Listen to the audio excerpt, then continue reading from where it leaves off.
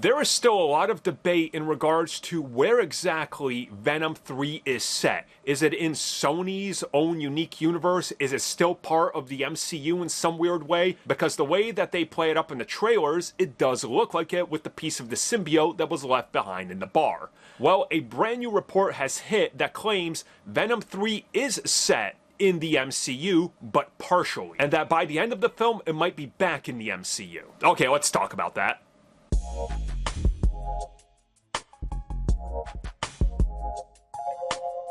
You know, you gotta give it to Sony because they are super smart at the way that they handle the trailers for their Spider-Man films. And by that I mean their Spider-Man films that don't include Spider-Man, but they make you think that they are including Spider-Man or somehow set in the MCU or one of the other universes.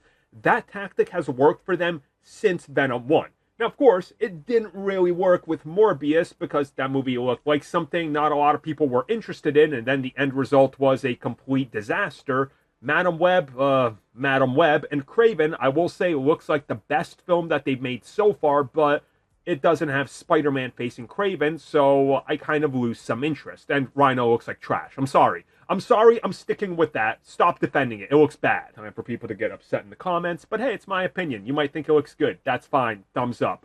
Tell me why. Again. Either way, though, apparently Sony is trying to frame this film like it's partially set in the MCU, and according to some, they might actually be trying to spin it as that in the actual film. Like, we don't know if he actually fully traveled back to his universe or if he's stuck in some sort of weird MCU amalgam universe. Now, realistically, Sony is not allowed to put this film in the MCU. They can't mention all that stuff, right? They can't have, like, Daredevil or Hulk or somebody show up. It's not legally going to happen.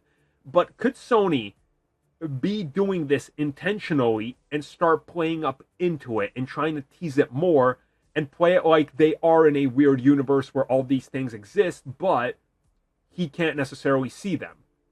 Like, could there be a version of this film that we're going to see that's like, you know, Tom Hardy's Eddie Brock talks about how, oh yeah, upstate New York, there's a compound and there's all these heroes, including a big green guy. Illegally, they could. It's weird, but if you don't name them by name and do it like that, you can do it. So it'll be weird if they pull it off. And according to these reports, the start of the film might be partially in the MCU, and then might be in a weird, not MCU, but adjacent to the MCU. And then by the end of the film, Venom might find himself going back to the MCU to possibly take place in Secret Wars or have a plot in Secret Wars or something. Man, imagine Sony with her terrible writers trying to explain how this works. It's gonna be a mess if they try.